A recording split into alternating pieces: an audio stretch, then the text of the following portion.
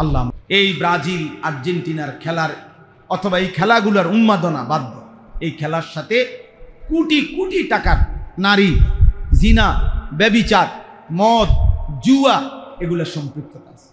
তোমরা পারলে খবর নাও, তোমরা পারলে খবর নাও। আহা, এই 3 দেশে মিডিয়াতে আসছে এটা।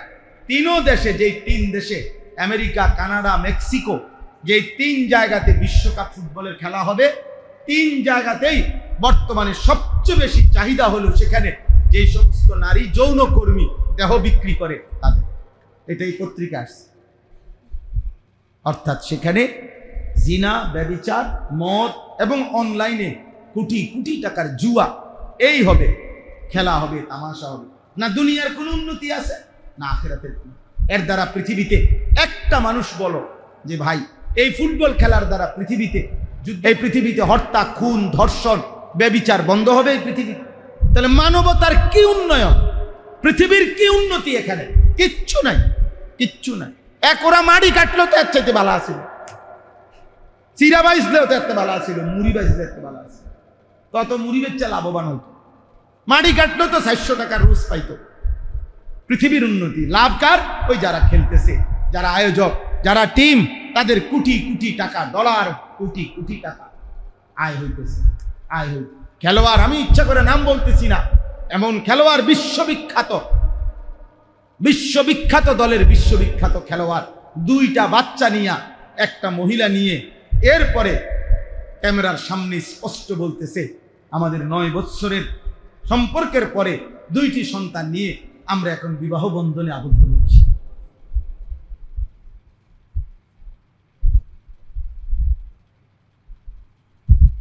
নয় বছর পরে ওনাদের দুইটা বাচ্চা নিয়ে, মহিলা নিয়ে বিয়ে করতেছে।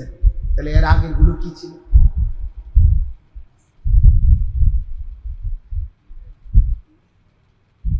বলে এর চাইতে লজ্জার কথা হইতে পারে? এটা আমাদের বাংলাদেশের সমাজের সাথে মেনে নেওয়ার মতো বিষয় এটা? তোমরা বলো ভাই। তাইলে একটা খেলোয়াড়, এই যতগুলো খেলোয়াড় পুরস্কার নিবে, ট্রফি নিবে, যেটাই যাই নেয়, যেখানে যায়, প্রত্যেকটার সাথে একটা একটা নারী আছে। তাহলে 3 দেশে 3টা উদ্বোধনী অনুষ্ঠান হবে, 3টা উদ্বোধনী অনুষ্ঠানে অর্ধ উলঙ্গ নারী নর্তকী নাচবে। তো ফুটবল খেলার সাথে নর্তকীর নাচের কি সম্পর্ক? জীবন মানে বিশ্বকাপ, জীবন মানে ফুটবল। কিন্তু বেঈমানের কাছেও আজ পর্যন্ত কোনো উত্তর নাই যে এর দ্বারা আখিরাত বাদ দিলাম, ওরা যেহেতু কাফের। কিন্তু ওদের কারো কাছে দুনিয়াবি কোনো যুক্তিও নাই। আমি তো পরিষ্কার বলছি যে ফিফা, যারা এই ফুটবল বিশ্বকাপের আয়োজন করেছে, তারা বলুক আখিরাত বাদ দেন, ওরা কাফের, ওরা আখিরাতের কথা বলবে কোত্থেকে? কিন্তু দুনিয়াবি পৃথিবীর, এই বর্তমান পৃথিবীর কি উপকারিতাকে সামনে রেখে খেলার আয়োজন, এটা তারা বলুক। তোমাদের কারো জানা থাকলে তোমরা করো। এই পৃথিবীর কি উপকার এর দ্বারা? এই যে 1.5 মাস ব্যাপী বিশ্বকাপ ফুটবল খেলা হবে, এর দ্বারা পৃথিবীর উন্নতি কি হবে? মানবতার কি সমস্যার সমাধান হবে? পৃথিবীতে কি যুদ্ধ বন্ধ হয়ে যাবে? পৃথিবীতে খুন, ধর্ষণ, নারী নির্যাতন বন্ধ হয়ে যাবে? বলেন। তাহলে পৃথিবীতে হত্যা, খুন, রাহাজানি, দুর্নীতি বন্ধ হয়ে যাবে? পৃথিবীর কি উন্নতি, মানবতার কি উন্নতি? এর মধ্যে একটা কারণ বলুক, একটা বেঈমানে বলুক ওরা যে পৃথিবীর কি উন্নতিকে সামনে রেখে।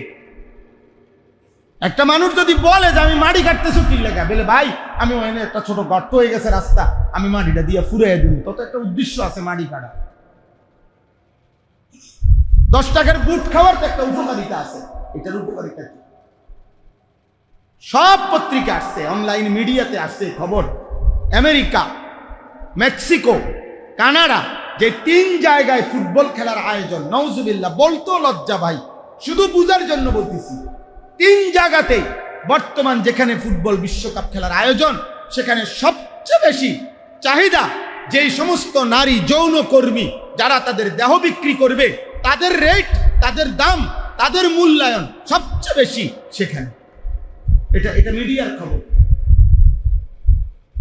সবচেয়ে বেশি। নাউযুবিল্লাহ। তার মানে জিনার আড্ডা হবে। একদিকে খেলবে মাঠে, আরেকদিকে নেশা, জুয়ার আড্ডা, নেশার আড্ডা, নারীর আড্ডা, এই মিলে খেলা। কোটি কোটি টাকা অনলাইনে জুয়া হবে এই খেলোয়াড়ের নামে, এই দলের নামে। বোঝা নাই কথা? এই ম্যাচের নামে। অথচ আর্জেন্টিনার খেলোয়াড় চেনেও না আমাদের, ব্রাজিলের খেলোয়াড় চেনেও না, ওরা জানেও না, আমাদের পরিচয়ও জানে না। আমাদের যেই যুবক 24 ঘন্টা রাত্র দিন তার জন্য মাতলামি করতেছে, এই মাতালের খবর ওই মাতালে জানেও না, ও চিনিও না। এখানে মারামারি করে 50 জন আহত হয়েছে বাংলাদেশে। কিছুদিন আগে, 3-4 দিন আগে ব্রাজিল আর্জেন্টিনা সমর্থকদের মারামারিতে 50 জন আহত হয়েছে। হ্যাঁ হ্যাঁ, ফ্রি চিকিৎসা দিবে কেউ, কেউ আপনার ফ্রি দাঁতের চিকিৎসা দিবে, কেউ এটা দিবে, বিভিন্ন। যাই হোক, আল্লাহ সবাইকে বুঝ দান করে, আল্লাহ সবাইকে কল্যাণ দান করে। প্রিয় ভাই, আল্লাহকে ভুলে গেলে, আখিরাতকে ভুলে গেলে, হালাল হারাম ভুলে গেলে, পাক নাফাক ভুলে গেলে, জায়েজ না জায়েজ ভুলে গেলে, এটাই কথা কোরআনে আল্লাহ বলছে, আমি আল্লাহর থেকে যে ছুটে যায়, খোদার কসম আল্লাহ বলছে, সে যে কোথায় হারিয়ে যায় আর কেউ জানে না। আল্লাহ তাআলা কোরআনে তাকে ঝড়ো বাতাস, আমি অনেক সময় এটা দেখছি, দেখবেন পলিথিন, তোর খোলা পলিথিন, বাতাস খুব জোরে, তো পলিথিন দেখবেন অনেক সময় মনে হয় যে এটা এরম উড়ে, পলিথিনটা বাতাসে, একবার বাতাসে এদিকে যায়, আবার এইটারই বাতাস বাইরেইয়া এদিকে নিয়ে আসে।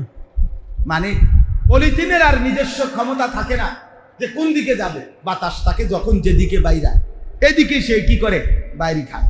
কথা বল, আল্লাহ কোরআনে এটাই বলছে যে বেঈমান আমি আল্লাহ থেকে ছুটে গেল, খোদার কসম আল্লাহ বলে ঝড়ো বাতাস এবার তাকে এদিক থেকে সেদিক, সেদিক থেকে এদিক শুধু ঘুরাবেই। এই নাফরমানার কোথাও স্থির হইতে পারবে না যে তার ঠিকানা কোথায়, গন্তব্য কোথায়, যাবে কোথায়, থামবে কোথায়। আমি তো জানি আমার হালাল স্ত্রী আছে, অতএব আমি থামবো গিয়ে তার কাছে। আমি তো জানি আমার নির্দিষ্ট পরিমাণ টাকা হালাল আছে, আমি থামতে হবে এখানে। কিন্তু বেঈমান থামবে কোথায়? যে ছেলে যুবক আর উলঙ্গ নারী দেখে, নর্তকীর ছবি দেখে, এই জানোয়ার, এই মানুষরূপী হাইওয়ান কোন নারী দেখা কতক্ষণ দেখে থামবে, এর কোন নিশ্চয়তা আছে? ও কি জানে? ও জানে না তো। সুর থামবে কখন? সুদখোর থামবে কখন? ঘুষখোর থামবে কখন? হারাম নর্তকী থামবে কখন? জানে না। পাপী জানে না। পাপীর কোনো গন্তব্য থাকে না, নাফরমানের কোনো মঞ্জিল থাকে না, পাগলের কোনো ঠিকানা থাকে না, মাতালের কোনো ঠাঁই মিলে না। হ্যাঁ, তোমরা যারা মনে রাখো তোমরা মুসলমান, দুশ্মন তোমাদেরকে ঘুরে গেড়াইয়া একদিন তোমাদেরকে ফেলেই দিবে, টেনে নিবে না কোনোদিন। সুখের দুঃখের বিপদের কোনো মুহূর্তে টেনে নিবে না। আজকে পর্যন্ত পৃথিবীতে এই পর্যন্ত ফিলিস্তিন সমস্যার কোনো সমাধান কোনো বেঈমান দেয় না। রোহিঙ্গা সমস্যার কোনো সমাধান করে না, কাশ্মীর সমস্যার সমাধান করে না। অথচ পৃথিবীর অসংখ্য ইহুদি খ্রিস্টানদের ছোট ছোট অঞ্চল আলাদা আলাদা করে দিছে, সুদান আলাদা করে দিছে, ভিয়েতনাম আলাদা করে দিছে, কত কিছু আলাদা করে দিছে। যেখানে খ্রিস্টান কোন অঞ্চলের কিছু মানুষ বিদ্রোহ করছে, ওদের একটা সমাধান করে দিছে। মুসলমানের সমাধান হয়, মুসলমানের সমাধান হয়। আমরা মুসলমান, পরিচয় লুকাইয়াও পারতেন না, চুল দিয়া, চেহারা দিয়া, প্যান্ট হাফ প্যান্ট পইরা খারাইয়া মুততেও আপনি পরিচয় লুকাইতে পারতেন না কেউ। ছেলেদেরকে বলি আব্বা, কারণ তোমার অজান্তেই তোমার জন্ম নিবন্ধন সনদে ওরা জানিয়ে নিছে তোমার ধর্ম ইসলাম। ওরা এটা কি করে রাখছে? এটা অনলাইনে আছে না, সমস্ত প্রতিটা তথ্য আমাদের কোথায় আছে? অনলাইনে আছে। প্রত্যেক পাসপোর্টে আমার তথ্য আছে, আমি ধর্মে ইসলাম। আমার জন্ম নিবন্ধন সনদে, আমার টিকা কার্ডে লেখা আছে আমার ধর্ম ইসলাম। তাহলে আর এগুলো সব অনলাইনে আছে। আর অনলাইন মানে সারা পৃথিবী ঘুরতেছে, এটা সারা পৃথিবী ব্যাপী। অতএব কেউ লুকাইবার আর সুযোগ নেই যে আমি মুসলমান না, এই কথা বলার কোনো সুযোগ নাই, লুকাইবার সিস্টেম নাই। অতএব সমাধান এটাই, যেহেতু আমি লুকাইবার উপায় নাই, তাহলে আমি আমার ধর্ম মাই না, প্রয়োজনে মরে যাই। আমি আমার আল্লাহকে মাই না, প্রয়োজনে আমি মরে যাই, অসুবিধা। আমার সমস্যা কি? ফালাস্তু উবালি হিনা উকতালু মুসলিমান আলা আইয়ি শিক্কিন কানা লিল্লাহি মাসরাই। নবীজির সাহাবী খুবাইব ইবনে আদি একজন সাহাবী, মক্কার কাফেররা ওনাকে ফাঁসিতে ঝুলাইছিল। ফাঁসিতে ঝুলাইবার পূর্ব মুহূর্তে মক্কার নেতা আবু সুফিয়ান ওনাকে জিজ্ঞেস করছিলেন, হে মুহাম্মদের সাহাবী খুবাইব, মৃত্যুর পূর্বে ফাঁসির মুহূর্তে তোমার শেষ তামান্না কি, শেষ ইচ্ছা কি? উনি বলছে, শেষবারের মতো 2 রাকাত নামাজ পড়তে চাই। তো ওনার রশি খুলে দিছে, উনি 2 রাকাত নামাজ পড়ছে, 2 হাত তুলে আল্লাহর কাছে মুনাজাত করছে, আয় আল্লাহ, আজ আমার আর কোনো পরোয়া নাই, আমি আপনার আনুগত্য নিয়ে মরতেছি, আপনার সেজদা দিছি মালিক। ফালাস্তু উবালি, এখন আর আমি কোনো পরোয়া করি না। হিনা উকতালু মুসলিমান, যখন আমি শহীদ হতে যাচ্ছি, আত্মসমর্পণ ইসলাম অবস্থায়, আপনার আনুগত্য অবস্থা। আলা আইয়ি শিক্কিন কানা লিল্লাহি মাসরাই, এবার দুশমন আমারে টাইনা সিরা ফাইরাও যদি ফেলে, যেখানে মন চায়, আমার কোনো অসুবিধা নাই, আমি আপনাকে সেজদা দিচ্ছি। মানে ওখানে আছে একটা কথা যে ওনারে বলছিল মক্কার কাফেররা যে তোকে মাইরা ফাঁসি দিয়া তোর শরীরের চামড়া ছিঁড়া টুকরা টুকরা করে ফেলাই দেব। তিনি ওই কথার জবাবে এই কথাটা বলছে যে আমি যেহেতু আল্লাহ আপনাকে সেজদা দিছি, আলা আইয়ি শিক্কিন কানা লিল্লাহি মাসরাই, এবার যেদিকেই যা ইচ্ছে আমার লাশকে নিয়ে করা হোক, ছিঁড়া ফেলুক, টুকরা করে ফেলুক, আমারে পশ্চিম দিক হোক, পূর্ব দিকে হোক, উত্তর দিকে হোক, দক্ষিণ দিকে হোক, যেখানেই ছুঁড়ে মারুক, কোনো অসুবিধা নাই মাওলা, আমি তো আপনাকে সেজদা দিয়ে মরছি। এরপরে তিনি বলছেন, হাদিসে আছে, হযরত খুবাইব আর দ্বিতীয় আরেকটা দোয়া করছে, আল্লাহ আপনার কাছে আমার তামান্না, আমি আমার নবীর ভালোবাসা নিয়ে আল্লাহর দ্বীনের জন্য মরতে যাচ্ছি, শহীদ হচ্ছি। আমি এখন মক্কায়, নবী তখন মদিনায়, আল্লাহ নবী সাল্লাল্লাহু আলাইহি সাল্লাম তখন মদিনায় ছিলেন। হিজরতের পরের ঘটনা এটা। পরে উনি বলছে, আমার একটাই তামান্না, এখান থেকে আমার এই হত্যার, আমার যে ফাঁসি দিচ্ছে, এই পুরা দৃশ্যটা আল্লাহ আপনার কুদরতে আপনি আপনার বন্ধুকে মদিনায় বৈশা আমার নবীকে দেখাইবার ব্যবস্থা করে দেন, উনি যেন দেন। এটা কি সব কিতাবে আছে। আল্লাহ নবী মদিনায় মসজিদে নববীতে বসে বসে তখন নবী সাল্লাল্লাহু আলাইহি সাল্লামের চোখ মুবারক কাঁদতেছিলেন। সাহাবারা জিজ্ঞেস করছেন, ইয়া রাসূলুল্লাহ, আপনি কাঁদতেছেন কেন? আল্লাহর নবী বলেন, সাহাবারা আমার খুবাইবকে ফাঁসি দিচ্ছে, আমার খুবাইবকে ফাঁসি দিচ্ছে। ফাঁসি দেওয়ার পরে মক্কার কাফেররা ওনার লাশ ঝুলাইয়া রাখছে, গাছের মধ্যে টাঙ্গা দিয়ে রাখছে, এবং পাহারাদার নিয়োগ দিছে যে কেউ যেন লাশ নামাইতে না পারে, এখানেই পচে পড়ে থাকবে। আল্লাহ নবী তখন মদিনায় চোখের পানি মুছতে মুছতে সাহাবাদেরকে বলছে, সাহাবারা এমন কেউ আছো কিনা হিম্মতওয়ালা, আমার খুবাইবের লাশ নামাইয়া মদিনায় আনবা। আমার খুবাইবের লাশ তো ঝুলায় রাখছে, ওর লাশের তো জানাজা হইতে হবে, দাফন হইতে হবে, তোমরা কেউ হিম্মত করো। একজন সাহাবী হিম্মত করছে, উনি 15 দিন পর্যন্ত গোপনে সফর করতে করতে করতে শেষ রাত্রে, গভীর রাতে, শেষ ফজরের ওয়াক্তের পূর্ব মুহূর্তে ওই লাশের কাছে গিয়া, পাহারাদার যেই দুশমন তখন ঘুমায় রয়েছে, উনি আস্তে এই পবিত্র লাশ নামাইছে। এবং ওই কিতাবে আমরা পড়ছি, ওই সাহাবী বর্ণনা দিছে যে আল্লাহর কসম, 15 দিন পরে আমি যখন লাশ নামাইছি, মনে হয়েছে যেন খুবাইবের পবিত্র রক্ত, তাজা খুন এখনো ঝরতেছে, এখনো লাশের রক্ত ঝরছে। তিনি বলেন, আমি ঘোড়ার পিঠে আমার বুকে নিয়ে খুবাইবের লাশ নিয়ে মদিনায় রওনা দিলাম। ফজরের ওয়াক্ত হয়ে গেল, ওই দুশমন ঘুম ভেঙে গেছে, আর চিৎকার চেঁচামেচি করে মানুষ ডাইকে ফেলছে, লাশ চুরি হয়ে গেছে। এরপরে সবাই হাঁটা খোঁজা শুরু করছে, তারাও ঘোড়া দিয়া। তো আরবের কুরাইশরা কাফেরদের একটা বিদ্যা ছিল, মানে তাদের একটা জ্ঞান ছিল। তারা এই পায়ের চিহ্ন দেখা ঘোড়ার মানুষের বুঝতে পারত কোন দিকে গেছিল। এই নবীজিরও পদচিহ্ন দেখে দেখে আবু বকরের গারে সৌরের কাছে পর্যন্ত তারা গেছিল ওই নবীর হিজরতের সময়। তো এখান দিয়ে বের করে ফেলছে। এরপরে যখন হযরত খুবাইবের লাশ নিয়ে সাহাবী যাচ্ছেন, উনি পিছন দিকে তাকায়া দেখছে কাফেরদেরকে দেখা যায়, ওরা ধরে ফেলবে। এই কথা স্পষ্ট আমরা কিতাবে পড়ছি। এই সাহাবী যখন চূড়ান্ত বুঝছে যে আর উনি এই লাশের হেফাজত করতে পারবে না, কারণ ওরা ধরে ফেলবে আর কিছুক্ষণের মধ্যে, তখন তিনি আবার আল্লাহর কাছে এইবার এই সাহাবী দুই হাত তুলে বলছে, আল্লাহ, আপনার বন্ধুর আমানত আমি নিছিলাম, পারলাম না, আমি আপনার কাছে রাখলাম। আপনার দোস্তের আমানত আপনি হেফাজত করেন। এরপরে ওই সাহাবী ঘোড়ার থেকে নেমে এই সাহাবীর পবিত্র লাশ মাটিতে রাখছে। আল্লাহর কুদরতে মাটি দুই ফাঁক হয়ে সাহাবীর লাশ চলে গেছে। এই জন্য এই সাহাবীকে বলা হয় বালিগুল আরদ, যেই সাহাবীকে মাটি নিজে গ্রহণ করে নিয়েছে।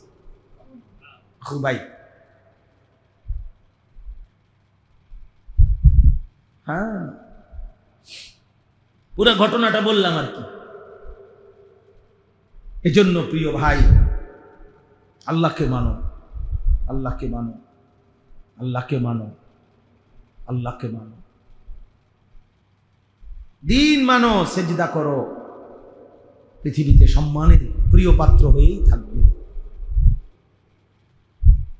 আল্লাহকে ছেড়ে নিজ ঘরের মানুষের কাছেও কোনোদিন স্মরণীয় হবে না। একদিন বাবা বলে দিবে মার কাছে নিজের ফুতের ব্যাপারে যে এই অজাত বাড়ির থেকে বাইর করো, তে আমার কলিজাটা জ্বালায় আলাইছে, তারে বাইর করো, বাইরতে বাইর করো, তারে জিগাও কি করব করব, এই অজাত বাইর করো। এই মানুষের তো না, এই হারামি আমার কলিজা পুরা এলাইছে। কত বাবা আছে না এমন বলে না, কার ব্যাপারে? আপন ফুতের ব্যাপারে। আহ, হায় হায় রে বদনসিব, তোর বাপ তোর প্রতি ভরসা হারায় ফেলছে। তোর মা এখন দমে দমে চিন্তা করতেছে কেমনে তারে বাইর করেন যায়, বিদায় আফদ সরাও। এরপরে আর কি থাকে জীবনে? যে সন্তান তার বাবার কাছেও অপছন্দ হয়ে যায়, মার কাছেও, এই নাফরমানের জীবনে আর কি আছে? মোবাইলের নর্তকীও তো নাই, মোবাইলের নর্তকী পাইব কই? ওই নর্তকী তার জন্য সাজছে না, তো টাকার জন্য সাজছে। আল্লাহ আমাদেরকে হেফাজত করেন, আল্লাহ আমাদেরকে মাফ করে দেন। এই সূরার 5টা আয়াত আমি তেলাওয়াত করেছি, এবার তর্জমাটা বলি, তাইলে আমার কথা শেষ। আমাদের জীবনের একটা স্বপ্ন, বাবাদেরকে বলি, আপনাদেরকে বলি, জীবনের লম্বা সময় হয়ে গেছে, হায়াতও লম্বা সময় হয়ে গেছে। আমি আজকেও শিহাবের কাছে বলতেছিলাম, আমার 45 বছর, দেখতে দেখতে 45 বছর বয়স। এই সেদিন মনে হয় যে যেদিন আমি আসছি, চাকরি নিছি, বন্যা ছিল 2004 সালে, তো 22 বছর হয়ে গেছে কর্মজীবনের বয়স। তাহলে এই হায়াত শেষ। এই দেখতে দেখতে প্রতিনিয়ত চোখে চশমা বদলাইতে হয়, কোমরে প্রচণ্ড ব্যথা হয়, গলায় ব্যথা হয়, শরীরে আগের চাইতে একটু বেশি পরিমাণ বিশ্রাম করতে হয়, ক্লান্তি, এই জিন্দেগি। এই তোমরা ছেলেরাও হয়তো আজকে মোবাইল দেখতে দেখতে দেখতে দেখতে তোমরা আর কোনো বিরক্তি নাই, ক্লান্তি নেই। নারী দেখতে দেখতে, ছবি দেখতে দেখতে, অশ্লীল দৃশ্য দেখতে, বন্ধুদের আড্ডা দিতে দিতে ঘন্টার পর ঘন্টা অনেকে আছো, আহ কি করছো, কেন করছো, কিছুই জানো না, কিছুই জানো না। আহারে আব্বা, হায় হায়, আল্লাহ আমাদের ছেলেদেরকে হেফাজত করেন। তো এই আয়াত দেখে তর্জমাটা শুনেন, তাইলে কথা শেষ। বিসমিল্লাহির রহমানির রহিম। 11 নম্বর পারা, 11 নম্বর সূরা, সূরা হুদ। এই সূরাটার নাম, যে সূরার আয়াত করছে, সূরা হুদ। কি নাম? একজন নবীর নাম, হুদ আলাইহিস সালাম, একজন নবীর নামে এই সূরাটা। এই সূরায় পুরা কোরআনুল কারীমের মধ্যে এমন 5টি জাতি, এমন 5 জন নবীর কওমের ঘটনা আছে, যেই 5 জন নবীর জাতি আল্লাহর এই জমিনে সবচেয়ে বেশি নাফরমানি করেছিল এবং নাফরমানিতে সর্বোচ্চ সীমা লঙ্ঘন করেছিল, পাপের সীমা লঙ্ঘন করছে। ফলে আল্লাহ তাআলা এই 5 জন নবীর কওমকে, জাতিকে একেবারে চিরতরে ধ্বংস করে দিয়েছে, পুরা কওম। এরকম নবী হলেন 5 জন। কয়জন? এই 5 জন নবীর নাম হলো নূহ আলাইহিস সালাম 1 নাম্বার, 2 নাম্বার হুদ আলাইহিস সালাম, 3 নাম্বার সালেহ আলাইহিস সালাম, 4 নাম্বার লূত আলাইহিস সালাম, 5 নাম্বার শুআয়ব আলাইহিস সালাম। নূহ আলাইহিস সালাম, হুদ আলাইহিস সালাম, সালেহ আলাইহিস সালাম, লূত আলাইহিস সালাম, শুআয়ব আলাইহিস সালাম।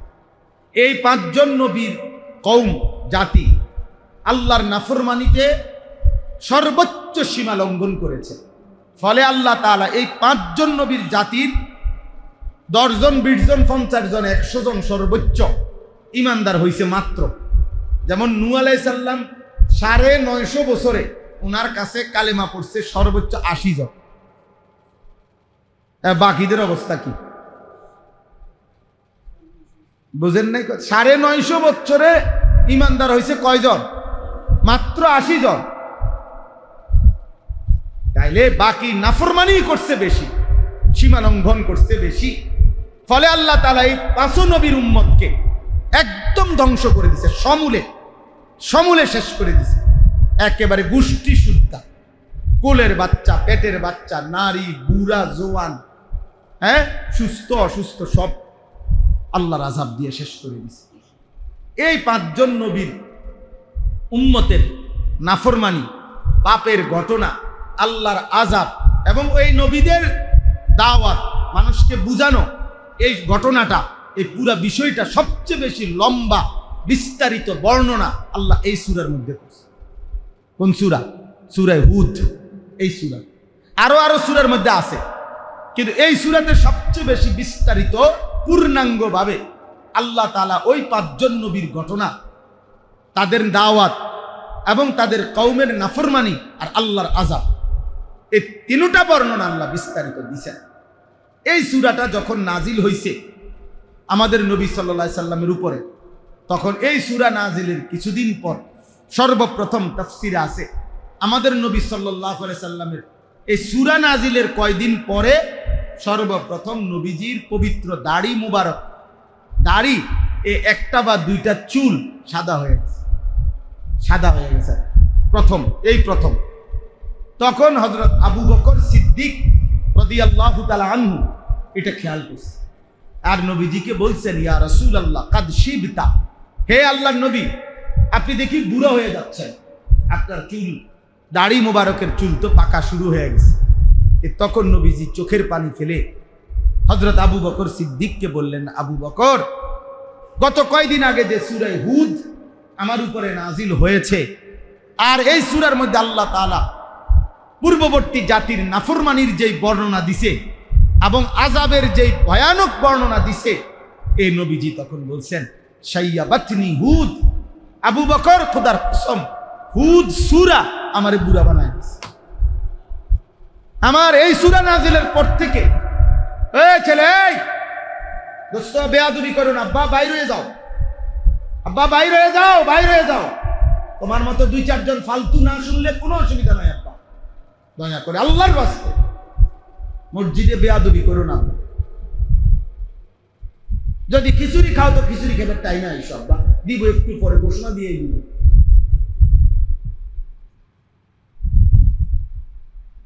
আমি ছেড়ে দেওয়ার মানুষ না, আমার জিন্দেগির এটা স্বপ্ন, সাধনা, আমার সন্তান ফিরবে, আমাদের ছেলেরাই ফিরবে, এবং আমরা আশাবাদী আলহামদুলিল্লাহ, এবং এই আশাতে আমরা হতাশ না। সবচেয়ে মজার বিষয় এটা, হতাশ না, আলহামদুলিল্লাহ। সারা বাংলাদেশে হাজার হাজার লাখো ছেলে প্রতিদিন আলহামদুলিল্লাহ আল্লাহর দিকে ফিরতেছে। সময়ের একটা পরিবর্তন থাকে, আল্লাহর কুদরতে পরিবর্তনের একটা সূচনা হয়। গত 15 দিন আগে, 20 দিন আগে হবে, গত মাসে আমরা সিলেট এক মসজিদে, সিলেট বিভাগীয় শহরে ফজরের নামাজের পরে বয়ান করছি। আলহামদুলিল্লাহ, ফজর ক্যাম্পেইন আমার একটা কাজ আছে সারা বাংলাদেশে। আমি ফজর ক্যাম্পেইনের কাজ করি, অর্থাৎ ফজরের নামাজের মুসল্লি বৃদ্ধির চেষ্টা করি জায়গায় জায়গায়। এটা নিয়ে আমি আলাদা সময় দিই যুবকদেরকে। আমার এগুলা নিয়ে অনেক ছেলে পেলে আছে যারা এই কাজটা করে সারা দেশে। ফজর ক্যাম্পেইন কই আমরা এটারে। ক্যাম্পেইন মানে প্রচারণা, ইংরেজি শব্দ, অর্থাৎ ফজরের জন্য প্রচারণা করি আমরা। আলহামদুলিল্লাহ জায়গায় জায়গায় ছেলেরা এখন এই কাজটা করে। তো সিলেট বিভাগের ছেলেরা আমাদের যারা, তারা সিলেট বিভাগীয় শহরের একটা বড় মসজিদ 3 তালা, ওইটার মধ্যে বলছে হুজুর আমরা ফজর ক্যাম্পেইনের পক্ষ থেকে ফজর বাদ বয়ানের ব্যবস্থা করছি, আপনি আসবেন। আমি ইনশাআল্লাহ ফজরের পরেই বয়ান হবে। ফজরের পরে বয়ান করার জন্য, ফজরের নামাজ পড়ার জন্য যখন আমি যেই বাসাতে ছিলাম রাত্রে, ওই বাসার থেকে ফজরের ওয়াক্তে আসতেছি তখন এই মসজিদে, তখন এই আসার পথের আধা ঘন্টা দেখছি যে এই পরিমাণ সাইকেল দিয়া ছেলে মসজিদে আসতেছে ফজরের নামাজের জন্য। মানে আমি সাথে বসা ছিল মনসুর ভাই, যার বাসায় ছিলাম। আমি মনসুর ভাইরে বললাম, মনসুর ভাই দেরি হয়ে গেছে, আপনার আসতে হইতে পারে, আপনি গিয়া আজ ইনশাআল্লাহ আপনি হয়তো ফজরের নামাজের জন্য ইমাম সাহেবের তালায় জায়গা পাইতেন না। এমনি কইতেছিলাম হাসতে হাসতে। এরপর আমি বললাম, মনসুর ভাই আমার স্বপ্ন এটা একদিন এমন হবে, জুমার নামাজের জন্য যেমন মুসল্লি গেটে দাঁড়ায় থাকে, ইনশাআল্লাহ একদিন ফজরের নামাজের জন্য মুসল্লি এরকম দাঁড়ায় থাকবে। মসজিদ কমিটি বলবে যে ফজরের মুসল্লি জায়গা হয় না, মসজিদ বাড়াও, 2 তালা করো, 3 তালা করো। ঠিক কইতেছি, গাড়ি থামছে মসজিদ বরাবর, মুয়াজ্জিন বলতেছে, হুজুর যেই তালা ইমাম সাহেব দাঁড়ায় 2 তালা, এনে আলহামদুলিল্লাহ 3 তালা মসজিদ একটি বিভাগীয় শহরে। এটা কোনো ছোটখাটো মসজিদ না, পুরো মসজিদ কানায় কানায় পূর্ণ ছিল। আমি বক্তার সফলতা বলতেছি না, নাউজুবিল্লাহ, খুদার কসম। আপনারা আমি বক্তা কত বড় এটা বুঝাইতেছি না, আল্লাহর কসম না, আমি বুঝাইতেছি আল্লাহর দিকে মানুষ ফিরতেছে, আল্লাহর দিকে। এরপরে শিহাব এই বয়ান শেষে 9টা বাজে, এরপরে বয়ানে গেছি যেখানে, সেটা আরো আশ্চর্য। সেটা হলো সিলেটের একেবারে গহীন এলাকা চা বাগানের শ্রমিকদের জন্য আমাদের মাহফিল ছিল সকাল 9টায়, শুধু চা শ্রমিক। আলহামদুলিল্লাহ সেখানে গিয়েও দেখছি ভরপুর মানুষ চা শ্রমিক আল্লাহর কথা শুনতে বসে আছে। তার মানে বলার উদ্দেশ্য হলো আলহামদুলিল্লাহ বাংলাদেশে তোমরা শুনো ছেলেরা, ঢাকা শহরে কামরাঙ্গীর চরে হিজড়াদের জন্য, হিজড়া এই 3য় লিঙ্গের মানুষ যারা, তাদের জন্য নিয়মতান্ত্রিক মাদ্রাসা চালু হয়েছে। এবং ইতিমধ্যে হিজড়া মহিলা, হিজড়ারা 3 খতম 4 খতম সহি শুদ্ধ কোরআন খতম করে ফেলছে। আমি নিজ হাতে কুমিল্লা চান্দিনা মাদাইয়ার মাঝামাঝি একটা জায়গায়, এখানে বেদে সম্প্রদায় থাকে, আমি নিজের হাতে আজ থেকে 5-7 বছর, আরো বেশি 8-10 বছর আগে ওদের মাহফিল চালু করছিলাম 2000 টাকা চাঁদা দিয়া। আমি নিজে আলহামদুলিল্লাহ ওই মানুষের বাদ্যা, এই বাদ্যার ঘরে আল্লাহর কসমে কোরআন হাতে বলতেছি, আমি নিজে বাদ্যার 4টা ফুট নিজের হাতে হাফেজে কোরআন পাগড়ি মাথায় দেওয়াইছি। বাদ্যার ফুট হাফেজে কোরআন। বাদ্যা বোঝেন না, নৌকা থাকে যারা, জি এটা সময়ের পরিবর্তন, এটা মালিকের ফয়সালা, বোঝো নাই? বৃষ্টি যখন আসে তার আগে ঠান্ডা বাতাস বইতে থাকে। বৃষ্টির আগের বাতাস বইলেই যেই কোনো বুদ্ধিমান মানুষ বুঝে যে এই বাতাসটার ঠান্ডাটাই আলাদা, সে বুঝে বৃষ্টি আসতেছে, ইমানের বিজয় আসতেছে, আলহামদুলিল্লাহ ইসলামের বিজয় আসতেছে সারা পৃথিবী। তখন সেদিন ইনশাআল্লাহ হয় মাহদির পক্ষে যাবে, নয় দাজ্জালের পক্ষে। ইমান আমলওয়ালা হইলে ইনশাআল্লাহ মাহদিকে পাইবা, ইমান আমলওয়ালা না হইলে বেঈমান দাজ্জালের পক্ষে চলে যাবে। খালাস। আল্লাহ তোমাদের সবাইকে কবুল করে, আল্লাহ তোমাদের সবাইকে কবুল করে। চলেন তর্জমাটুকু শুনেন। আল্লাহ তাআলা বলেন, তো বলতেছিলাম নবীজি বলছেন শাইয়াবাতনি হুদ, আবু বকর সূরা হুদ আমারে বুড়া বানায় ফেলছে। কেন? অর্থাৎ হইল আমার উম্মত যদি এই গুনাহগুলো আবারও তারাও করে, আহা আমার আল্লাহর আযাব যদি আমার উম্মতের উপরে আসে তাদের কি হবে? উম্মতের পেরেশানি আমারে বুড়া বানায় ফেলছে। নবী সাল্লাল্লাহু আলাইহি সাল্লাম বুড়া হয়ে বলতেছে আমার বুড়া বানায় ফেলছে, আমার উম্মতের টেনশন। এই পাপ তাদের মৌলিক পাপ ছিল তিনটা। এক নাম্বার হলো তাওহীদের খেলাফ, শিরিক। 2 নাম্বার উপার্জনের মধ্যে হারাম। 3 নাম্বার যৌন চাহিদার মধ্যে হারাম। বুঝছেন হিসাবটা? একসাথ করলে 5টা জাতির পাপ শব্দ একসাথ করলে এ খোলাসা দাঁড়াবে। অর্থাৎ লজ্জাস্থানের চাহিদায় মাতাল এই যত লোক নারী দেখে, ছবি দেখে, নাটক দেখে, সিনেমা দেখে, মোবাইলে অশ্লীল দৃশ্য দেখে, উলঙ্গ নাচ গান দেখে, রাতভর জোয়ান কন, বুড়া কন, সাদওয়ানের কন আর মোবাইলওয়ালা কন, যে তার মেইন পাপটা কি? তার লজ্জাস্থানের চাহিদা, আর সেটা সে হারামভাবে পূরণ করতে চাচ্ছে। বুঝলেন? আর যত আরেক দিকের অনেক মানুষ উপার্জন করছে হারাম, সুদ, ঘুষ, কিস্তি, লোন, চুরি, ডাকাতি, ছিনতাই, রাহাজানি, জনগণের সম্পদ লুণ্ঠন, অবৈধ উপার্জন, ওজনে কম দেওয়া, যত রকমের বাটপারি কইরা পয়সা, হারাম উপার্জন। আর অসংখ্য মানুষ বেঈমান, কাফের, মুশরিক, শিরকে লিপ্ত। আল্লাহ আমাদেরকে হেফাজত করে, আল্লাহ আমাদেরকে হেফাজত করে। আল্লাহ কোরআনে একটা চমৎকার ওয়াদা দিছে, আল্লাহ নবীরে একটা সুন্দর কথা বলে দিছে। বন্ধু, 2টা জিনিস আপনারে বলে রাখি, আপনি টেনশন করেন, এত কাঁদেন না। একটা হলো আপনার উম্মতের মধ্যে ইস্তেগফার থাকলে আমি আল্লাহ কইলাম চূড়ান্ত আযাব দিয়ে ধ্বংস করতাম। ওরে কইেন, এটা খেয়াল রাখতে। আর 2 নাম্বার হলো সুবহানাল্লাহ, 2 নাম্বার হলো ইসলাহের চেষ্টা যদি থাকে, ইসলাহ যদি চলমান থাকে, বাবা ছেলেকে বলতেছে, স্বামী স্ত্রীকে বলতেছে, ইমাম মুসল্লি করে বলতেছে, সমাজের মুরব্বীরা পোলাপানরে কইতেছে, মানে একজন আরেকজনকে ইসলাহ করতে চেষ্টা করতেছে, এইটা যদি চালু থাকে আমি আযাব দিয়ে ধ্বংস করব। সুবহানাল্লাহ। ওমা কানা আল্লাহু মুআযযিবাহুম ওয়া হুম ইস্তাগফিরুন। আরেকটা হলো ওমা কানা রাব্বুকা লিয়াহলিকাল কুরা বিযুলমিন লিইহলিকাল কুরা বিযুলমিন ওয়া হুম মুসলিহুন। এই জন্য এই বলা চালু রাখা। বলে অন কি সিজন নি বৃষ্টির, অন বৃষ্টি বার, অন কি ওয়াজের সিজন নি, না অন হুদা ভাত খানার সিজন, ঠিক না? অন হইলো বনার চা খানার সিজন। বুঝলেন না? ওয়াজের ব্যাপার, আল্লাহর কথা বলার ক্ষেত্রে মন্তব্য হইল কি অন কি ওয়াজের সিজন নি, না অন হলো শুধু খানার সিজন, খানার সিজন। আমি আমার মাদ্রাসার ছাত্ররা বলতেছে হুজুর গরম, আমি ছাত্র করে বয়ানে বলতেছি বেটা গরম যে আল্লাহর বরকত, তুমি এটা বুঝুনি। মানে হইলো মানে আম পাকে গরমে, জাম পাকে গরমে, তাল পাকে গরমে, কাঁঠাল পাকে গরমে, লিচু পাকে গরমে, সমস্ত মৌসুমি ফল পাকে কিসে? গরমে। তাহলে গরম যদি বরকত না হয় তো এই ফলগুলো কেমনে মিলতো? এবার ছেলেরা মাথা না কয়ে না, ঠিকই তো বুঝছি। তাইলে এই জন্য বললাম আল্লাহর কথা বলার কোনো সিজন নাই, প্রতিদিনই আল্লাহর কথা, প্রতি রাতেই কার কথা? আল্লাহ।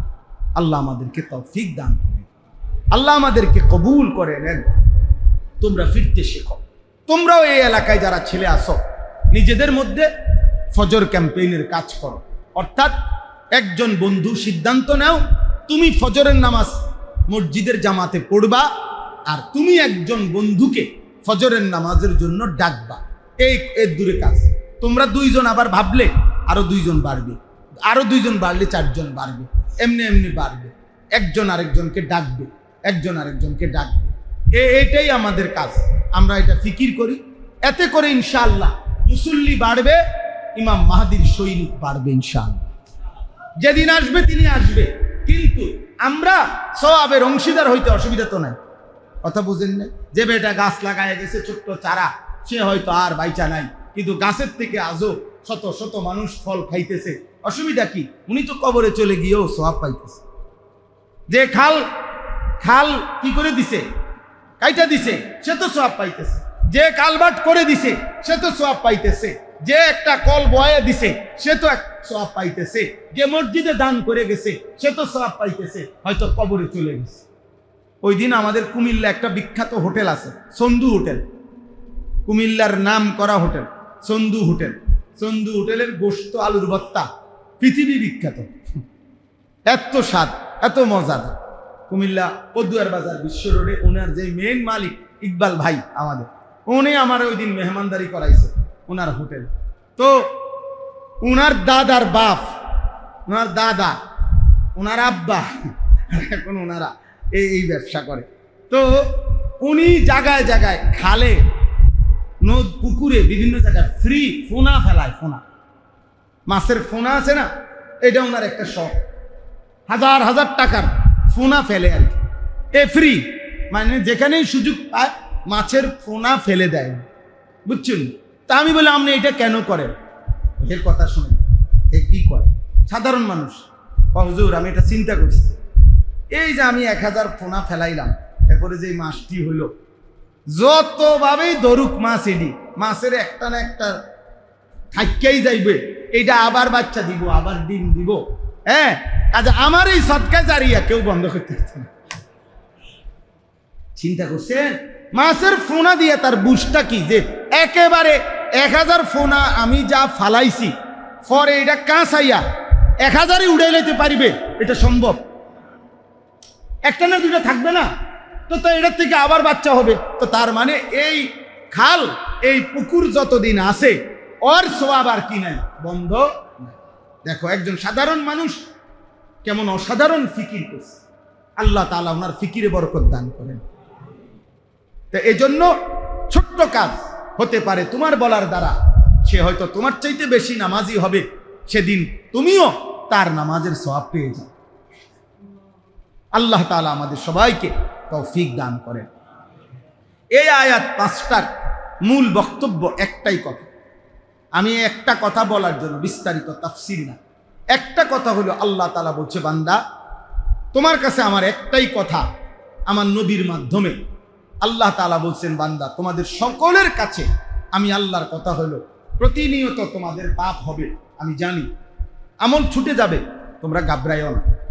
তুমি শুধু সিদ্ধান্ত রাখো, আমি পাপ করব না, আমি গুনাহ করব না, আমি আমল ছাড়ব না। তবে যখনই পাপ হবে, যখনই আমল ছুটবে, আমি জানি ছুটবে, আল্লাহ বলছে কোনো ঘাবড়াইও না বান্দা, ও আনিস্তাগফিরু রাব্বাকুম, আবার পুনরায় গুনাহ ছেড়ে দিয়ে আল্লাহর কাছে মাফ চাও। সুম্মা তুবু ইলাইহি, আবার ইবাদত শুরু করে আল্লাহর কাছে ফিরে আসো। আল্লাহ বলছে আগে গুনাহ ছাড়ো, এরপরে কি পড়ো, এটারে কয় তাওবা, এটারে কয় ইস্তেগফার। হ্যাঁ, তো এজন্য এইটাই শেষ কথা। আল্লাহ বলেন যদি গুনাহ হয়ে যায়, যদি আমল ছুটে যায়, গুনাহ ছেড়ে দিয়ে আমল শুরু করে কি করো, ইস্তেগফার, তাওবা করো, বিনিময়ে কি হবে, সুবহানাল্লাহ। আল্লাহ বলেন ইউমাত্তিউকুম মাতাআন হাসানান ইলা আজালিম মুসাম্মা। আল্লাহ বলে যদি সত্যিকার ইস্তেগফার আর তাওবা করো, আমি আল্লাহ ওয়াদা দিলাম বাকি যেটুকু হায়াত, এই পুরা হায়াত তোমার জীবনের সমস্ত প্রয়োজনীয় উপকরণ হালাল এবং পবিত্র দিয়ে আমি পূরণ করে দেব। সব প্রয়োজন পূরণ করব, তবে হাসানান, উত্তমটা দিয়ে। নারীর চাহিদা তোমার আমি পূরণ করব পবিত্র স্ত্রী দিয়ে, নর্তকী দিয়ে না, বেশ্যা দিয়ে না, পতিতা দিয়ে না, মোবাইলের উলঙ্গ নর্তকী দিয়ে নয়, তোমার চাহিদা পূরণ করে দেব আমি পবিত্র স্ত্রী। টাকা দরকার, টাকা প্রয়োজন, তোমার টাকার চাহিদা পূরণ করব হালাল টাকা দিয়ে, সুদের টাকা না, কিস্তির টাকা লাগবে না, লোনের টাকা লাগবে না, বাটফারির টাকা লাগবে না, আমি তোমার চাহিদা পূরণ করব। হাসানা হাসানা, উত্তমটা দিই। এই জন্য 10,000 টাকার ইমাম ঠিক এই মাস পুরা মাস চলতে পারে। লাখ টাকার হারাম খোর কিস্তি চলে 4টা, ইনকাম আছে কিন্তু লাখ টাকা, বেচা কিনা আছে লাখ টাকা, কিস্তি যায় না। ওই যে হারাম হারাম খায়, সুদ নিছে, কিস্তি নিছে, অভাব যায়, অভাব যায়। অয়ুক্তি কুল্লাদি ফদলিন ফদলা। আর আল্লাহ তাআলা বলে দ্বিতীয় পুরস্কার হলো যদি ঠিক মতো ইস্তেগফার করো, তওবা করো, আমি আখিরাতে তোমার প্রত্যেকটা আমলের সর্বোচ্চ বিনিময় জান্নাত দিয়ে দেব। ওয়া ইন তাওয়াল্লাও, আর যদি আমি আল্লাহর কথা থেকে মুখ ফিরিয়ে নাও, তো আল্লাহ বলে নবী আপনি বলেন ফা ইন্নী আখাফু আলাইকুম আযাবা ইয়াউমিন কাবীর, আমি আল্লাহ তোমাদের ব্যাপারে, আমি নবী আল্লাহর আযাবের ভয় করছি। কবরে আযাব হবে, আখিরাতে আযাব হবে, জাহান্নামে আযাব হবে, দুনিয়াও লাঞ্ছিত হবে। এই আমার কথা শেষ। যদি কোনো ছেলে বুঝে থাকো তো বুঝলা, না বুঝতে আলহামদুলিল্লাহ, কোনো অসুবিধা নাই। তুমি মনে করো এই যে আমরা চিল্লাই, আমাদের এই চিল্লানি কোনো সময় ব্যর্থ হয় না। একটা বড় লাভের কথা হলো এটা, যে বলে আল্লাহর কথা তার 1 সেকেন্ড কোনো লস নাই। কোরআন শরীফে আল্লাহ এটা ওয়াদা দিছে, বন্ধু আপনি এক বিন্দু ঘাবড়াবেন না। কেউ যদি ঈমান না আনে, আমি আল্লাহর দিকে না ফিরে, সেটা আমার ব্যাপার, কিন্তু আপনি যে বলছেন আপনারে প্রতিদান যেটা আপনার পাওনা, আপনার প্রাপ্য নেকি, আমি 100 দিয়ে যাব। এইটা হইলো মজার ব্যাপার। আমাদের কোনো লস নাই। আমি বললেই নেকি, ইমাম সাহেব বললেই নেকি, খতিব সাহেব বললেই নেকি, আল্লাহর কথা বললেই নেকি, কেউ না শুনুক। কারণ হাদিসে আছে এই পৃথিবীতে এমন নবী পৃথিবীতে ছিল গেছে, যেই নবীর 300 বছরে 100 বছরে যেই নবীর দিবা নিশি কালেমার দাওয়াত দিছে, কিন্তু একজনও কালেমা পড়ে নাই, এমন নবীও কবরে গেছে। বুঝো নাই তো? তাহলে ওই নবীর নেকি কো? হ্যাঁ নেকি তো ওই মানুষে দেয় না, নেকি দেয় কে? তার অসুবিধা কি? মানুষের হাতে তো কিনা, সওয়াব মানুষের হাতে নেই, কার হাতে? তো তিনি তো দিবেন। এই জন্য আমি ছেলেদেরকে বললাম, প্রিয় ভাই দয়া করে আল্লাহর দিকে ফেরো, নামাজ পড়ো। তুমি স্কুলে পড়ো, কোনো মানা নাই, কলেজে পড়ো, কোনো মানা নাই, ইউনিভার্সিটিতে পড়ো, কোনো অসুবিধা নেই। আল্লাহকে চেনো, নামাজ পড়ো, পাক নাফাক শিখো, কম বেশি সূরা কেরাত শিখো, দোয়া কালাম শিখো। আমরা চেষ্টা করি এটা। আমার মাদ্রাসা কুমিল্লা ক্যান্টনমেন্ট ময়নামতি সাহেবের বাজার, প্রতি বছর আমরা 2 মাস পর পর 3 মাস পর পর চেষ্টা করি আমাদের মাদ্রাসায় এই স্কুল কলেজ ইউনিভার্সিটির ছেলেদের জন্য কখনো 1 দিন কখনো 3 দিনের কোর্স করতে, এ দিন শিখানো, সূরা কেরাত, দোয়া কালাম, ওযু, নামাজ। আমার মাদ্রাসার বড় ছাত্র এবং উস্তাদ মিলে প্রায় 100 জন মুআল্লিম আছে আমাদের, যারা এগুলো শিখায়, আলাদা ট্রেনিং করা। আলহামদুলিল্লাহ গত বছর আমরা প্রায় 2 বারে 3 দিন করে 6 দিনে 500-র মতো স্কুল কলেজের ছেলেদেরকে এই ওযু নামাজ শিখাইছি আলহামদুলিল্লাহ। আর একদিনে 550-600-র মতো ছেলেদেরকে একদিনে দিন শেখানো হয়েছে, যেটুকু পারছে এতটুকু। আগামী শনিবার 13ই জুন, এই যে শনিবার আসতেছে, এই 13 তারিখও আমাদের মাদ্রাসায় ইনশাআল্লাহ, আমার ওইখানে সকাল 8টা থেকে রাত 9টা পর্যন্ত, এই সারাদিন ব্যাপী রাত পর্যন্ত স্কুল কলেজ ইউনিভার্সিটির, মানে মাদ্রাসার ছাত্র না, মাদ্রাসার ছাত্র ছাড়া যেই হোক, পড়ুক বা না পড়ুক, 30 বছরের নিচে যাদের বয়স, তাদের জন্য একদিনের এই দিন শিখার কোর্স, তারবিয়াতি কোর্স, আমরা এটারে বলি কিশোর যুব তারবিয়াতি কোর্স হবে। সকাল 8টায় শুরু হবে ইনশাআল্লাহ, দুপুর পর্যন্ত পড়ানো হবে ওযু, নামাজ, সূরা কেরাত, দোয়া কালাম। হ্যাঁ, যাদের এই 10 জন 15 জন ছাত্র করে করে গ্রুপ করে করে আমরা শিখাই। আর জোহরের পরে 2:30টা থেকে এশা পর্যন্ত বয়ান হবে। আমি নিজেও ইনশাআল্লাহ, আল্লাহ যদি সুস্থ থাকে, হায়াত থাকে, থাকবো। আমার উস্তাদ, আমার শায়েখ আল্লামা মুফতি মুশতাকুন নবী কাসিমি হুজুর আসর থেকে মাগরিব বয়ান করবেন। আমাদের বাংলাদেশের অন্যতম বক্তা, অনেক বড় আলেমে দ্বীন আল্লামা মুফতি আরিফ বিন হাবিব দামাত বারাকাতুম, তিনি মাগরিব থেকে এশা বয়ান করবেন ইনশাআল্লাহ। এখানেও যারা যুবক ভাই আছো, যাদেরই সুযোগ হয় যাওয়ার চেষ্টা করবে। সকাল 8টায় শুরু হবে, রাত 9টা পর্যন্ত, এশা পর্যন্ত। যাওয়া আসার শুধু গাড়ি ভাড়া তোমাকে নিজে। আর ওখানে যাওয়ার পরে সকালের নাস্তা, দুপুরের খাবার, রাত্রের খাবার ইনশাআল্লাহ আল্লাহ তৌফিক দিলে এটা আমাদের জিম্মাদারি, আমরা ইন্তজাম করব। মানে কাউ কোনো টাকা পয়সা কিছুই দিতে হবে না, শুধু দিন শিখবে। আমার যেই মাদ্রাসা, আমার এটা স্বপ্ন, আমার এটা ইচ্ছা আকাঙ্ক্ষা, মুসলমানের কিশোর যুবক ছেলে সারা বছর দিন শিখবে। বছরের যেই কোনো দিন মুসলিম ছেলেরা, বাবারা যেন যেই কোনো দিন আইসা দিন শিখতে পারে, যে যেটুকু সময় আছে। আমার এই আশা নিয়ে আমি একটা বড় জায়গা কিনছি সেখানে, ক্যান্টনমেন্ট, 1 একর 15.5 শতক, মানে 115.5 শতক জায়গা, 2 কোটি 67 লাখ টাকা জায়গাটার দাম। তো এই আশা এলো এখানে একটা 2টা মাদ্রাসা হবে, একটা ছেলেদের মাদ্রাসা রাখো, আরেকটা হলো এই সর্বশ্রেণীর মুসলমানদের জন্য মাদ্রাসা। সারা বছর আমার স্লোগান হলো, যে আসবে যখন দিন শিখবে তখন, যার সময় যতক্ষণ দিন শিখবে ততক্ষণ। 3 ঘন্টা হলে 3 ঘন্টাই শিখবে, 30 ঘন্টা হলে 30 ঘন্টা, যে যেটুকু সময় নিয়ে আসে দিন শিখবে। আলাদা মাদ্রাসা করার ইচ্ছা।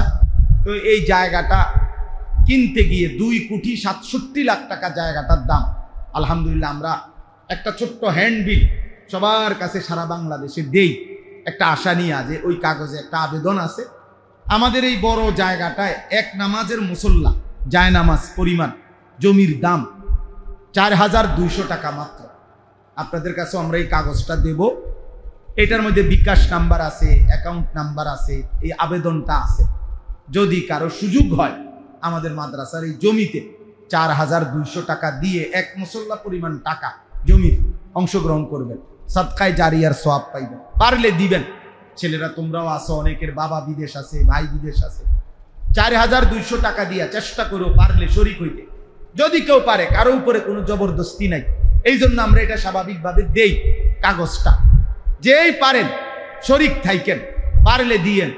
আলহামদুলিল্লাহ এই 1 বছরে আসার কথা হলো, আশ্চর্য শুনেন, 1 বছরের ভিতরে এই 4200 টাকার এই অল্প অল্প দানে এই পর্যন্ত 1 কোটি 78 লাখ টাকা সুদ হয়ে গেছে। আশ্চর্য না? এই অল্প অল্প দানে। এবং আরো বড় কথা হইল, এই 1 কোটি 78 লাখ টাকা যে সুদ করছি মানুষের দানে, এর মধ্যে বড় অংশের টাকা, 3 ভাগের 2 ভাগ টাকা মহিলাদের। মা বোনরা সবচেয়ে বেশি দান করছে। সারা বাংলাদেশ থেকে বিকাশে টাকা আসে, মহিলা, শুধু মহিলারা। আশ্চর্য। আল্লাহ তাআলা যত মা বোন দিছেন আল্লাহ সবাইকে কবুল করেন। যত বাবারা দিছেন, কেউ বেশিও দিছেন, আরো অনেক বেশি। 30 লাখ টাকাও এক ভাই দিছে, শুধু 15 টাকা একটা ছেলে দিছে। 10 টাকার একটা নোট, 5 টাকার একটা পয়সা। আমি তার টাকাটাও মহব্বতের সাথে নিছি, আমার তারও চিনি আমি। আবার 30 লাখ টাকা যে দিছে আমি তাকেও চিনি। সবাই দোয়া পাইবেন। অর্থাৎ এটা একটা ফিগার বলছি, 1 মুসল্লা পরিমাণ। কমও দিতে পারবেন, বেশিও দিতে পারবেন। আল্লাহ তৌফিক দান করেন। কবির ভাই খেয়াল করলে শনিবার দিন যাদেরই সুযোগ হয়, তোমরা যদি পারো আমাদের এই কোর্সে অংশগ্রহণ করার চেষ্টা করবে। এই চারিপাড়া, এই মসজিদ, আজকের এই আয়োজন, আলহামদুলিল্লাহ আমাদের মহব্বতের অনেক ছেলে পেলে এখানে আছে, অনেক নওজোয়ান আলেম আছে। আল্লাহ তাআলা সবাইকে কবুল করে নেন, আল্লাহ সবাইকে ভালো রাখেন। যারা মাদ্রাসায় পড়ুয়া, তালেব, ওলামায়ে কেরাম, নওজোয়ান, ইমাম, সবার কাছে অনুরোধ হইল, নিজ নিজ জায়গায় মানুষের কল্যাণে, যুবকের কল্যাণে নিজের ওলামায়ে কেরামের সাথে পরামর্শ করে দ্বীনি কাজ আরো করলে ভালো হবে। এখন সিজন কিন্তু পরিবর্তন, এটা বাস্তবতা।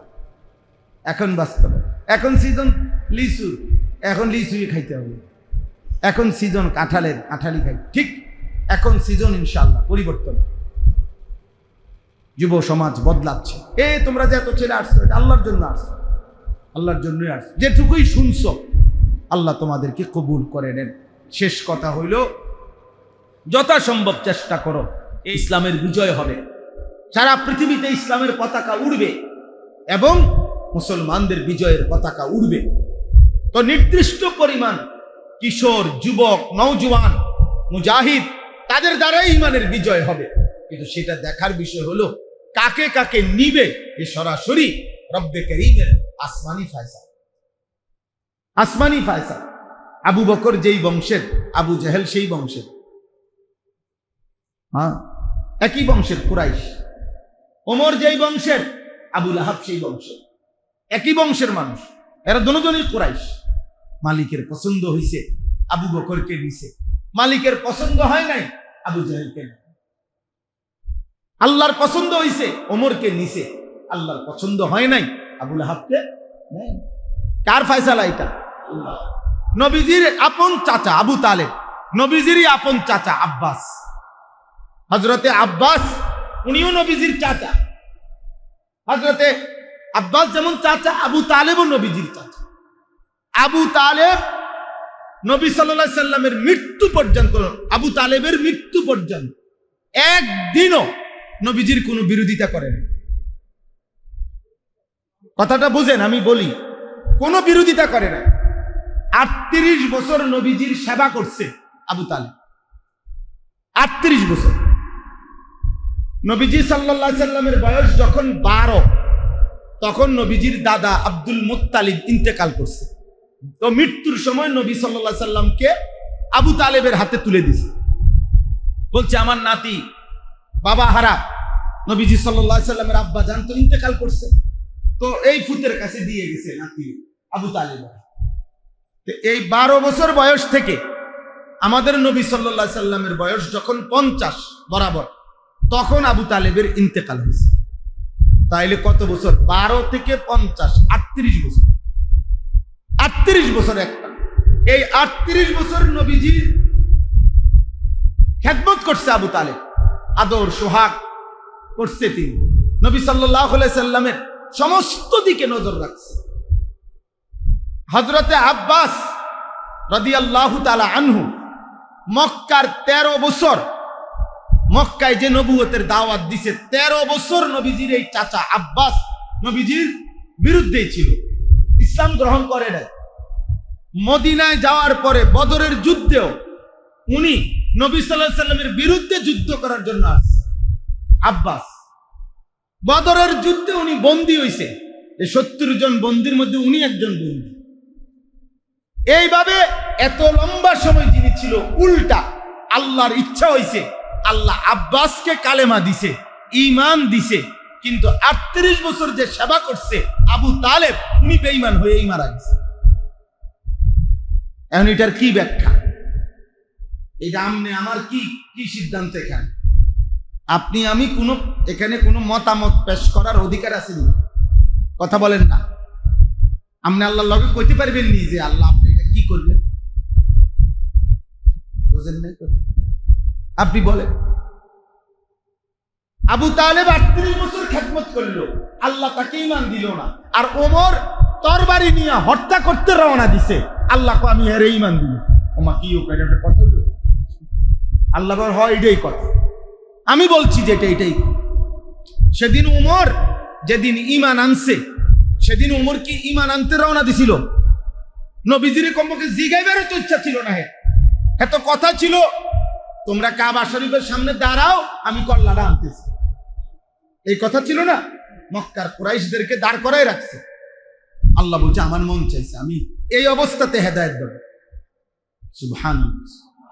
মালিকের ইচ্ছা হইছে, আস্তে আস্তে মালিকের ইচ্ছা হইছে, তো আল্লাহ তাআলা হেদায়েত দিছে।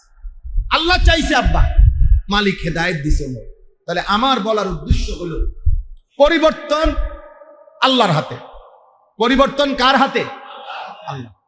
আল্লাহর হাতে, আল্লাহর হাতে। জীবন আল্লাহর হাতে, হায়াত আল্লাহর হাতে, মৃত্যু আল্লাহর হাতে। আমাদের হাসি আল্লাহর হাতে, আমাদের কান্না আল্লাহর হাতে। আমাদের 24 ঘন্টার জিন্দেগি আল্লাহর হাতে। তিনিই ফয়সালা। আল্লাহ যাকে যখন ইচ্ছে করে তো তিনিই ফয়সালা দেন। হেদায়েত আল্লাহই দেন, হেদায়েত আল্লাহই দেন, আল্লাহই দেন। ইব্রাহিম আলাইহিস সালাম উনি বলছেন, ওনার আব্বা আজর মৃত্যু পর্যন্ত উনারে বুঝাইছে, উনি ঈমান আনে না, ইব্রাহিমের দাওয়াত। আবার এই ইব্রাহিম আলাইহিস সালাম মাত্র 12 বছর হয় নাই, 11 থেকে 12 বছর বয়সী উনার ছেলে ইসমাইল, এই বয়সে উনারে বলছে, তোমারে আমি স্বপ্নে দেখছি আল্লাহর হুকুমে জবাই করতেছি, ছেলে বলছে এক কথায়, আব্বা আপনি এক্ষুনি আমার আল্লাহর হুকুম পালন করেন, আমি রাজি। 11 বছর বয়সের বাচ্চা ইব্রাহিমের কথায় আল্লাহ চিনে, আবার বাফে এই ইব্রাহিমের হাতে বাফে কালেমা পড়ে না। বিষয়টা কি? বিষয়টা কি? আল্লাহর ইচ্ছা। মূলত কার ইচ্ছা বলেন? আল্লাহর ইচ্ছা। আল্লাহর ইচ্ছা, আল্লাহ তাআলার ইচ্ছা। নবী সাল্লাল্লাহু আলাইহি সাল্লামের হাতে ওনার কোন চাচা কালেমা পড়ছে? কোন চাচা কি পড়ে নাই? কালেমা পড়ে না। কুরাইশ বংশের কোন লোক কালেমা পড়ছে? কোন লোক কালেমা পড়ে নাই। এজন্য ছেলেদেরকে বলি, আব্বা তোমরা কেউ মনে করো না আমরা হুজুররা ইসলাম, মসজিদ, মাদ্রাসা, কোরআন, আল্লাহর দ্বীন তোমাদের কারো মুখাপেক্ষ, কারো মুখা। তুমি যদি ল্যাংটা হইয়াও নাচো অসুবিধা হইতো, তোমার মতো আমার মতো 2-4 পাগল ছাগলের জন্য ইসলাম আটকায় না, আটকায় নাই। তোমার মতো আমার মতো নাফরমানরা না নিল ইসলামের বিজয় হবে। নবীর কথা সত্য হবেই হবে, হবেই হবে। কিন্তু আমারে নিলে আমার লাভ, আপনারে নিলে আপনার লাভ। হাদিসের মধ্যে কথা স্পষ্ট আছে, হাদিসের কুদসির মধ্যে আছে, আল্লাহ তাআলা বলছেন, লাউ আন্না আউওয়ালাকুম ওয়া আখিরাকুম ওয়া ইনসাকুম ওয়া জিন্নাকুম কানু আলা আতকা কলবি রাজুলিন ওয়াহিদিন মা যাদা ফি মুলকিহি শাইআন। আল্লাহ বলে, হে আমার বান্দাগণ, তোমাদের প্রথম ব্যক্তি থেকে শেষ ব্যক্তি, তোমাদের জিন এবং তোমাদের মানুষ, সমস্ত জিন সমস্ত মানুষ, পৃথিবীর প্রথম জিন থেকে শেষ জিন, পৃথিবীর প্রথম মানুষ থেকে শেষ মানুষটাও যদি সকলেই যদি সর্বশ্রেষ্ঠ মুত্তাকি আল্লাহ ওয়ালা সর্বোচ্চ বুজুর্গ যদি সকলেই হয়, আল্লাহ তাআলা বলে, খোদার কসম বান্দা আমার রাজত্বে আমার মর্যাদায় এক বিন্দুও বাড়বে না, আমি যেমন আছি তেমন।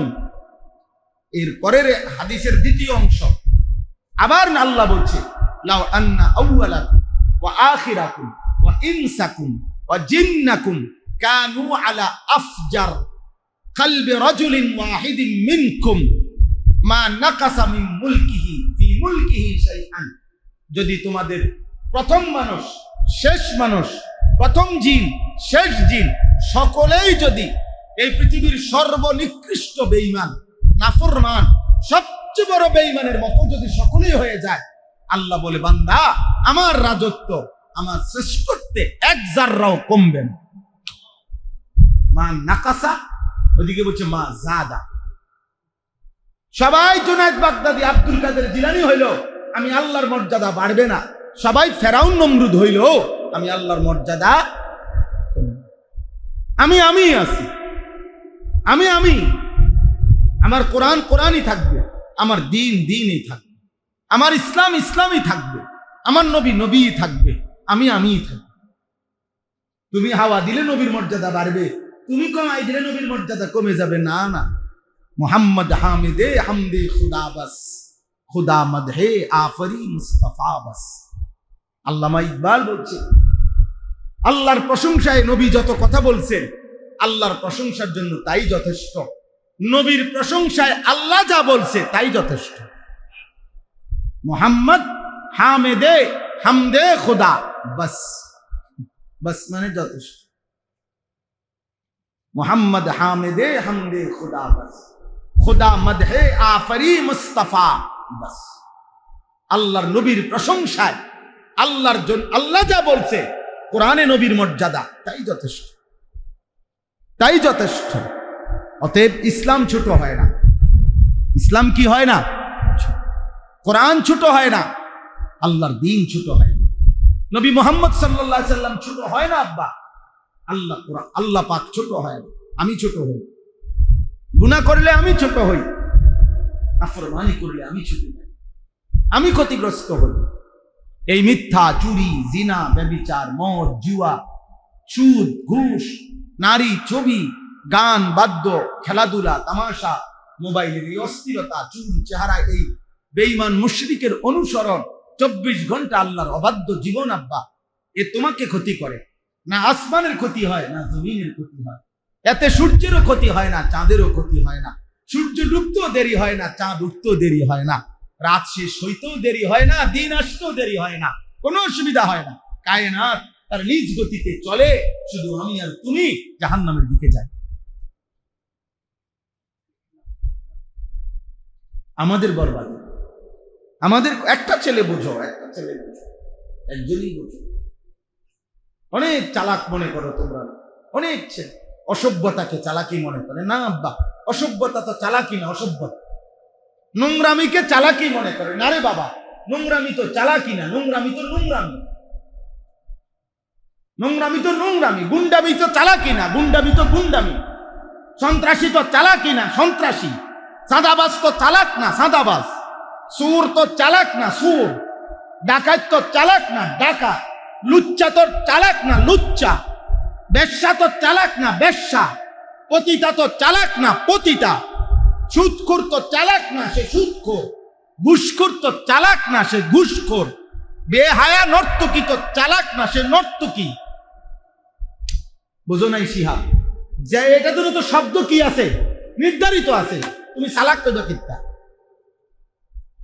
প্রত্যেক পাপীর জন্য পৃথক পৃথক শব্দ আছে না, তো চালাক হবে কেমন? ও চালাক হবে কেমন? অনেক ছেলে আছে দেখ, মনে করে আমি যে বাটফারি করি আমি চালাক। হ্যাঁ, তুই বাট পারে না। আমি যে মাকে ফাঁকি দেই আমি চালাক। না না, তুমি ফাঁকিবাজ। আমি যে নামাজকে ফাঁকি দেই তুমি চালাক। না না, তুমি ফাঁকিবাজ। আবু জাহেল নামাজ ফাঁকি দিয়ে কি লাভ হয়েছে? আবুল আহাব আল্লাহকে ফাঁকি দিয়ে কি মর্যাদা পাইছে? ফেরাউন নমরুদ আল্লাহকে ফাঁকি দিয়ে কি মর্যাদা পাইছে? এই পৃথিবীর কোন নিকৃষ্ট পাপী বাবা বলে নাফরমানি করে কে কোথায় গেছে? একটা বেঈমান এই পৃথিবীতে যে ভুলে, উনি মূলত বেঈমান, কিন্তু ভুলে মানুষ ওনারে চিনতে পারছে না, টের করতে পারছে না, শেষ পর্যন্ত ধরা খাইছে না। এখনো তিনি জুনায়েদ বাগদাদির মতো মর্যাদাবান। এমন বেঈমান কে? কথা বলে না। এমন নাফরমান কে যে না মানুষ অনুতার করতে পারছে না? এজন্য একটা কথা আছে প্রসিদ্ধ, ইতিহাস কখনো ভুল কালিতে লেখা হয় না। ইতিহাস কখনো কি হয় না?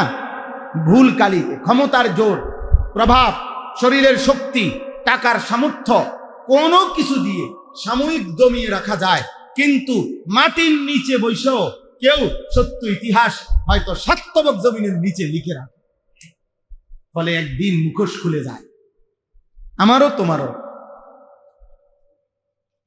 মুখোশ কি হয়ে যায়?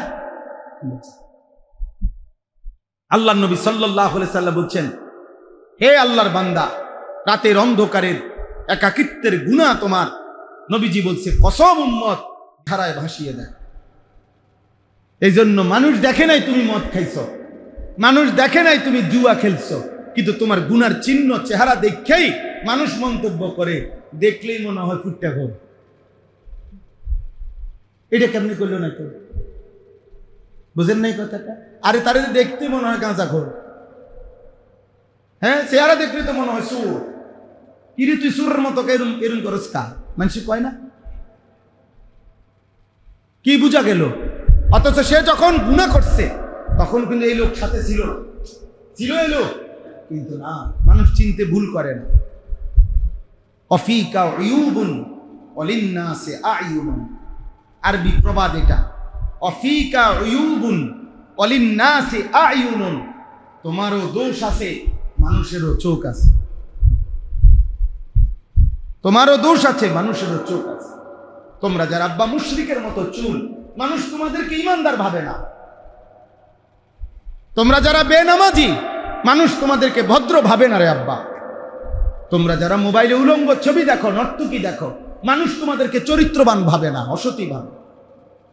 হয়তো বলে, নয়তো বলে না, সেটা ভিন্ন বিষয়। বলে কেউ, কেউ বলে না। না বলা মানে তো বাচ্চা গেল না। যাদের কপালে নামাজ নাই, সেজদা নাই আব্বা, এটা মানুষ বুঝতে ভুল করে না, চিনতে ভুল করে না, ভুল করে না। এই জন্য কোনো একজন ছেলে, কোনো একজন, তোমরা আমাদের পরিচিত ছেলে, আমি এই এলাকার মানুষই বলা যায়। ওই যে মৌলানা শিহাব আমাদের ছাত্র, ও আমার বলতেছে হুজুর ঘোষণা দিয়ে দিতে আপনি। আমি গেলাম সারিফারাও যদি আমার নাম কইয়ে দেওয়ান লাগে আমি কি, তো আমি আজ এত বছর ঘাসকাটি করি। এই গ্রাম তো আমি একবার দুইবার না, বারবারই আসছি। কবির ভাই বলতেছেন মসজিদের শুরুতেই আমরা আসছিলাম, আমার হয়তো মনে নাই, কিন্তু কত আসছি আপনাদের এলাকায়, গলিতে গলিতে আসছি, গ্রামে গ্রামে গেছি, গ্রামে গ্রামে। আলহামদুলিল্লাহ। সোনাকান্দা মাদ্রাসায় যখন চাকরি করতাম, কত পায়ে হাইটা হাইটা এই গ্রামগুলোতে আমরা মাহফিলে গেছি, ক্ষেতের লাইলি দিয়ে গেছি, ফইরা পাঞ্জাবি টাঞ্জাবি ফেঁকে কাদায় বিজ্জা শেষ, এইগুলো নিয়ে ওয়াজ করছি। ও এখান থেকে সোনাকান্দা মাদ্রাসা থেকে হাঁটতে হাঁটতে কোনাকুনি দিয়া জগন্নাথপুর, শেষরা, কিতা চুমুরিয়া, আরো আছে, আরো একটা দূর আছে একটা গ্রাম, পুকুরে নদীর পাড় দিয়ে দিয়ে গেছি, নাল্লা না কি জানি বা এই জাতীয়, মোল্লা নাল্লা এই জাতীয়, হাইটা গেছি বেটা, হাইটা 2 ঘন্টা 3 ঘন্টা পায়ে। হাটখোলা বাজার আমার প্রথম মাহফিল বয়ান করছি, ও ঈশাননগর, আরো কি কি নাম ভুলে গেছি, আমাদের বাউসাইদের স্যারের বাড়ি। আল্লাহ সবাইকে ভালো রাখেন। তো যাই হোক আব্বা, আমরা বলতে চাই এই কথাটা যে আমাদের জিন্দিগির এটা বোঝা উচিত। আমি যে আয়াতগুলো পড়ছি এখন আমি সেগুলো তর্জমা বলি, কিন্তু শুরুতে সবাইকে বলে নিলাম, ছেলেরা তোমাদেরকেও বলি, প্রিয় ভাই আমার, বেঈমান দুশ্মন তোমার করে ধোকা দিছে। দুশ্মন তোমাদেরকে বলছে জীবন মানে খেলাধুলা, জীবন। আল্লাহুম্মা আনতাস সালাম ওয়া মিনকাস সালাম, তাবারাকতা ইয়া যাল জালালি ওয়াল ইকরাম, ইয়া রাব্বি লাকাল হামদু কামা ইয়ানবাগি লিজালালি ওয়াজহিকা ওয়া আযীমি সুলতানিক, ওয়া সাল্লি আলা মুহাম্মাদিন কামা হুয়া আহলুক, وافعل بنا خيرا كما أنت شانك يا أرحم الراحمين يا أرحم الراحمين يا أرحم الراحمين ربنا ظلمنا أنفسنا وإن لم تغفر لنا وترحمنا لنكونن من الخاسرين ربنا آتنا في الدنيا حسنة وفي الآخرة حسنة وقنا عذاب النار ربنا وآتنا ما وعدتنا على رسلك ولا تخزنا يوم القيامة إنك لا تخلف الميعاد ربنا اصرف عنا عذاب جهنم إن عذابها كان غراما إنها ساءت مستقرا ومقاما رب ارحمهما كما ربياني صغيرا رب ارحمهما كما ربياني صغيرا ربنا هب لنا من أزواجنا وذرياتنا قرة أعين وجعلنا للمتقين إماما رب اجعلني مقيم الصلاة ومن ذريتي ربنا وتقبل دعاء ربنا اغفر لي ولوالدي وللمؤمنين يوم يقوم الحساب مولاي كريم मेहरबान मौला রাত অনেক গভীর মাওলা, আপনার ঘর মসজিদে মাওলা, আপনার গুনাহগার নাফরমান গোলাম, আপনার শাহী দরবারে হাত উঠাইলাম, তামাম জিন্দেগির গুনাহগুলো মাফ করে দেন, পেছনের জিন্দেগির গুনাহগুলো মাফ করে দেন, চোখ বন্ধ করে তাকিয়ে দেখলাম মাওলা পেছনের জিন্দেগি গুনায় গুনায় ভরা মাওলা। অন্ধকার ছাড়া আর কিছুই দেখা যায় না মাওলা। এত গুনাহ নিয়ে কবরে যাব কেমনে রে মাওলা? হাসরের ময়দানে দাঁড়াইব কেমনে? মদিনার বন্ধুর সুপারিশ চাইব কেমনে মাওলা? হাউজে কাউসারের পানি চাইব কেমনে মাওলা? আল্লাহ বন্ধুর সামনে থেকে ফেরেশতা যদি তাড়িয়ে দেয়, হাউজে কাউসারের দুয়ার থেকে যদি ফিরিয়ে দেয়, সুপারিশ যদি নসিব না হয়,